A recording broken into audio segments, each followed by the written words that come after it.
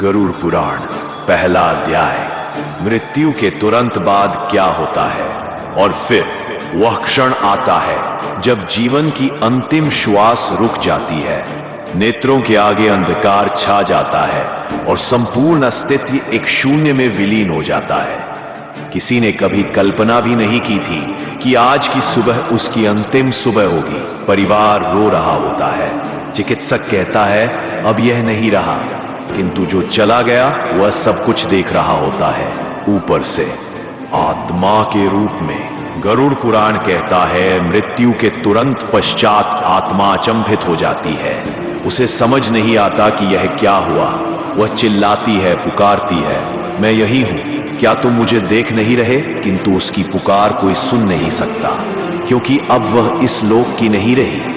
उस क्षण वह जिनसे सबसे अधिक प्रेम करती थी उन्हें छूने का प्रयास करती है, अपने बच्चों को गले लगाना चाहती है, अपनी मां का हाथ पकड़ना चाहती है, परंतु हर बार वह केवल वायु को स्पर्श करती है। और यही होता है मृत्यु का सबसे बड़ा दुख, जैसे जीवित होकर भी मर चुका हो। तभी एक भीषण ठंडक का आभास होता है और उसके समक्ष प्रकट होते हैं यमदूत, काले, विकराल, आंखों में अग्नि, हाथों में लोहे की जंजीरें, और वे कहते हैं चलो अब तुम्हारे कर्मों का लेखा जोखा होगा। वहीं से आरंभ होती है आत्मा की वास्तविक यात्रा, जहां कोई संबंध काम नहीं आते, ना धन ना नाम, केवल तुम्हारे कर्म जो एक एक अक्षर की भांति ब्रह्मांड में अंकित है।